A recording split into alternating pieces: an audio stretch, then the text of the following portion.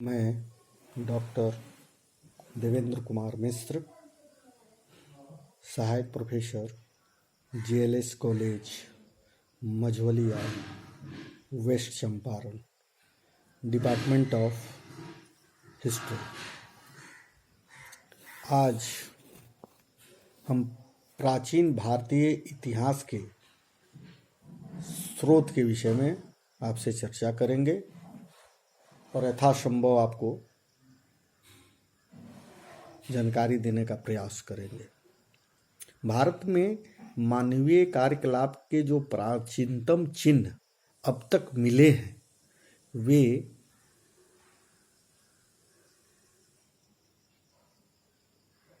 4 लाख ईसा पूर्व और 2 लाख ईसा पूर्व के बीच दूसरे और तीसरे हिम युग के संधि काल के हैं और वे इस बात के साक्ष्य प्रस्तुत करते हैं कि उस समय पत्थर के उपकरण काम में लाए जाते थे।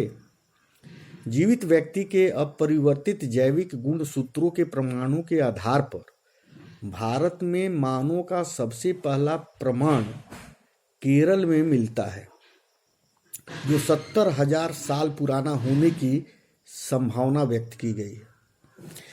इस व्यक्ति के गुण सूत्र अफ्रीका के प्राचीन मानव के जैविक गुण सूत्रों यानी जीन्स के आधार पर पूरी तरह से मिलते हैं। इसके पश्चात एक लंबे अरसे तक विकास मंद गति से होता रहा, जिसमें अंतिम समय में जाकर कुछ तेजी आई।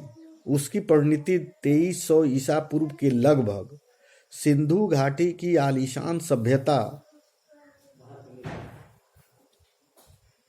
या नवीनतम जो नाम उसका रखा गया उसके हड़प्पा संस्कृति के रूप में हुई। हड़प्पा की पूर्ववर्ती संस्कृतियां बलूचिस्तान पहाड़ियों के गांवों में कुली संस्कृति और राजस्थान तथा पंजाब की नदियों के किनारे बसे हुए कुछ ग्राम समुदायों की संस्कृति। यह काल वह है जब अफ्रीका से आदि मानव ने विश्व के अनेक हिस्सों में बसना प्रारंभ कर दिया, रहना प्रारंभ कर दिया, जो 50 से 70,000 साल पहले माना जाता है। ऐसे कई वेदों में, आगे इसकी हम चर्चा करेंगे, कई तरह से इसका जिक्र है। उसके आधार मानते हुए महाभारत रामायण काल को हम लोग आकलन करते हैं कि इतने हजार वर्ष पूर्व ये काम हुआ था और देवी देवताओं के जन्म के आधार को भी हम प्राचीन भारतीय इतिहास के स्रोत के रूप में लेते हैं। इस पर हम आगे चर्चा कर रहे हैं। भारतीय इतिहास जानने के स्रोत को 3 भागों में विभाजित किया जा सकता है, जैसे साहित्यिक साक्ष्य, विदेशी यात्रियों ने जो विवरण दिया है उसका आधार, और हमारे पुरातत्व विभाग द्वारा जो पुरातत्व संबंधी साक्ष्य मिले हैं उसको भी भारतीय इतिहास के प्राचीन स्रोत मान सकते हैं। अब साहित्यिक साक्ष्य क्या है? साहित्यिक साक्ष्य के अंतर्गत साहित्यिक ग्रंथों से प्राप्त ऐतिहासिक वस्तुओं का अध्ययन किया जाता है। साहित्यिक साक्ष्य को 2 भागों में विभाजित किया जा सकता है, धार्मिक साहित्य और लौकिक साहित्य। अब धार्मिक साहित्य क्या है? धार्मिक साहित्य के अंतर्गत ब्राह्मण तथा ब्राह्मणेश्वर साहित्य की चर्चा की जाती है। ब्राह्मण ग्रंथों में वेद, उपनिषद, रामायण, महाभारत, पुराण, स्मृति ग्रंथ आते हैं। ब्राह्मणेतर ग्रंथों में जैसे जैन तथा बौद्ध ग्रंथों को सम्मिलित किया जाता है। लौकिक साहित्य क्या है? लौकिक साहित्य के अंतर्गत ऐतिहासिक ग्रंथ, जीवनी, कल्पना प्रधान तथा गल्प साहित्य का वर्णन किया जाता है। धर्म ग्रंथ भी इसके एक प्रमुख स्रोत है। प्राचीन काल से भारत के धर्म प्रधान देश होने के कारण यहाँ प्रायः 3 धार्मिक धाराएं वैदिक, जैन एवं बौद्ध प्रभावित हुई। वैदिक धर्म ग्रंथ को ब्राह्मण धर्म ग्रंथ भी कहा जाता है। ब्राह्मण धर्म ग्रंथ के अंतर्गत वेद, उपनिषद, महाकाव्य को शामिल किया गया है। वेद एक मुख्य लेख है। वेद एक महत्वपूर्ण ब्राह्मण धर्म ग्रंथ है। वेद शब्द का अर्थ ज्ञान, महत्तम ज्ञान अर्थात पवित्र और आध्यात्मिक ज्ञान है। यह शब्द संस्कृत के विद्य धातु से बना है जिसका अर्थ है जानना। वेदों के संकलनकर्ता कृष्ण द्वैपायन थे।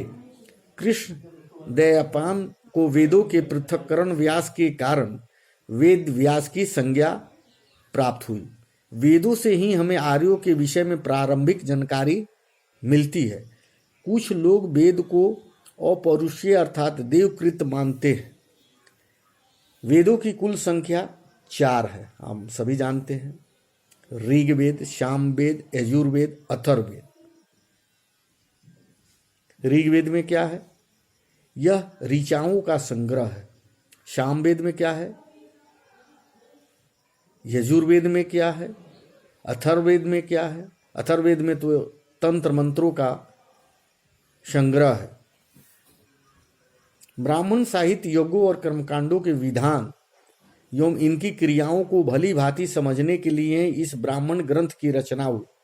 यहाँ पर ब्रह्म का शाब्दिक अर्थ है यज्ञ, अर्थात यज्ञ के विषयों का अच्छी तरह से प्रतिपादन करने वाले ग्रंथ ही ब्राह्मण ग्रंथ कहे गए। ब्राह्मण ग्रंथों में सर्वथा योगों की वैज्ञानिक, अधिभौक्ति तथा आध्यात्मिक मीमांसा प्रस्तुत की गई है। यह ग्रंथ अधिकतर गद्य में लिखे हुए हैं। इनमें उत्तरकालीन समाज तथा संस्कृति के संबंध का ज्ञान प्राप्त होता है। प्रत्येक वेद के अपने अपने ब्राह्मण होते हैं। अरण्यन साहित्य, अरण्यनों के दार्शनिक एवं रचनात्मक विषयों यथा आत्मा, मृत्यु, जीवन आदि का वर्णन होता है। इस ग्रंथ में आरण्यक इसलिए कहा जाता है क्योंकि इन ग्रंथों का मनन वन में किया जाता था। ये ग्रंथ जंगलों में निवास करने वाले सन्यासियों के मार्गदर्शन के लिए लिखे गए थे। आरण्यन में ऐतरेय आरण्य, सांख्यान आरण्य, बृहदारण्यक, मैत्रायणी उपनिषद, तवलकार आरण्य, इसे जैमिनोपनिषद ब्राह्मण भी कहते हैं। ऐतरेय और सांख्यान ऋग्वेद से, बृहदारण्यक शुक्ल यजुर्वेद से, मैत्रायणी उपनिषद आरण्य यजुर्वेद से तथा तलवलकार आरण्य सामवेद से संबंध रखता है। अथर्ववेद का कोई आरण्य उपलब्ध नहीं है। आप अरण्य ग्रंथों में प्राण विद्या की महिमा का प्रतिपादन विशेष रूप से मिलता है। इसमें कुछ ऐतिहासिक तथ्य भी हैं, जैसे तैत्तिरीय आरण्य में कुरु, पंचाल, काशी, विदेह आदि महाजनपदों का उल्लेख किया गया है। उपनिषदों की कुल संख्या 108 है। प्रमुख उपनिषद है ईश, केन, कट, मांडक्य, तैत्तिरीय, ऐतरेय, छांदोग्य, श्वेतांतर, बृहदारण्यक, कौशितकी, मुंडक, प्रश्न, मैत्रायणीय आदि। लेकिन शंकराचार्य ने जिन 10 उपनिषदों पर अपना भाष्य लिखा है उनको प्रमाणित माना गया है। ये हैं ईश, केन, मांडुक्य, मुंडक, तैत्तिरीय, ऐतरेय, प्रश्न, छांदोग्य और बृहद। इसके अतिरिक्त श्वेतांतर और कौशितकी उपनिषद की भी महत्वपूर्ण है। इस प्रकार 103 उपनिषदों में से केवल 13 उपनिषदों को ही प्रमाणिक माना गया है। भारत का प्रसिद्ध आदर्श वाक्य सत्यमेव जयते मुंडकोपनिषद से लिया गया है। उपनिषद गद्य और पद दोनों में क्या है? उपनिषद जो है गद्य में भी है और पद में भी है। और सत्यमेव जयते, जो आज भी भारत के एक प्रमुख रूप से इसका प्रयोग किया जाता है सरकारी कार्यों में, और ये हमारा चिन्ह है जो इन्हीं सबों से लिया गया है। वेदांग, वेदों के अर्थ को अच्छी तरह समझने में वेदांग काफ़ी सहायक होते हैं। वेदांग शब्द में अभिप्राय है जिसके द्वारा किसी वस्तु के स्वरूप को समझने में सहायता मिले। वेदांगों की कुल संख्या कितनी है? 6 है, जो इस प्रकार आपके समक्ष हम बताते हैं, जो निम्नलिखित है।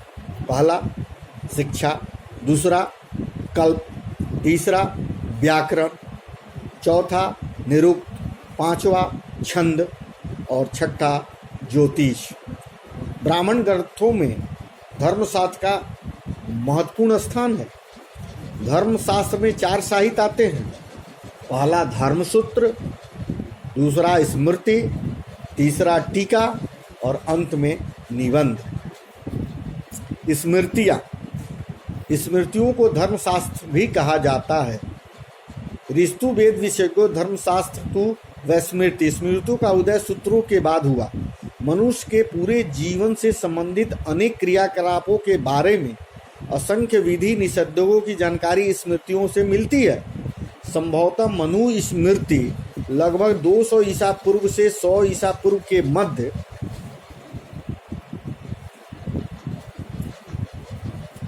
एवं एकलव्य स्मृति सबसे प्राचीन है। उस समय के अनेक महत्वपूर्ण स्मृतिकार थे। नारद, पराशर, बृहस्पति, कात्यायन, गौतम, संवर, हरीश, अंगिरा आदि, जिनका समय संभवतः 100 ईसा से लेकर 600 ईस्वी तक माना था। मनुस्मृति से उस समय के भारत के बारे में राजनीतिक, सामाजिक एवं धार्मिक जानकारियाँ मिलती हैं। नारद स्मृति से गुप्त वंश के संदर्भ में जानकारी मिलती है। मेधातिथि, मारुचि, कुल्लुक भट्ट, गोविंदराज आदि टीकाकारों ने मनुस्मृति पर, जबकि विश्व स्वरूप अपकार विज्ञानेश्वर आदि ने याज्ञवल्क्य स्मृति पर भाष्य लिखे हैं। महाकाव्य के रूप में क्या है? महाकाव्य के रूप में रामायण है, महाभारत है। भारत के 2 सर्वाधिक प्राचीन महाकाव्य है। यद्यपि इन दोनों महाकाव्यों के रचनात्मक या रचना काल के विषय में काफ़ी विवाद है। आप जानते हैं कि प्राचीन इतिहास में कई इतिहासकारों के मत भिन्न भिन्न हैं, और अभी तक जो भी प्रमाण मिले हैं उसके विषय में कोई ऑथेंटिक नहीं कहा जा सकता। यद्यपि इन दोनों महाकाव्यों में रचना काल में विषय में काफ़ी विवाद है, फिर भी कुछ उपलब्ध साक्ष्यों के आधार पर इन महाकाव्यों का रचना काल 4वीं शती ईसा पूर्व से 4वीं शती ईस्वी के मध्य माना गया है। आगे कल हम इसके जो महाकाव्य है दोनों, रामायण और महाभारत, पुराण, जैन साहित्य और पाषाण काल के कुछ मुद्दों पर हम आपसे चर्चा करेंगे। आज इतना ही पर अपनी वाणी को विराम करता हूँ। धन्यवाद।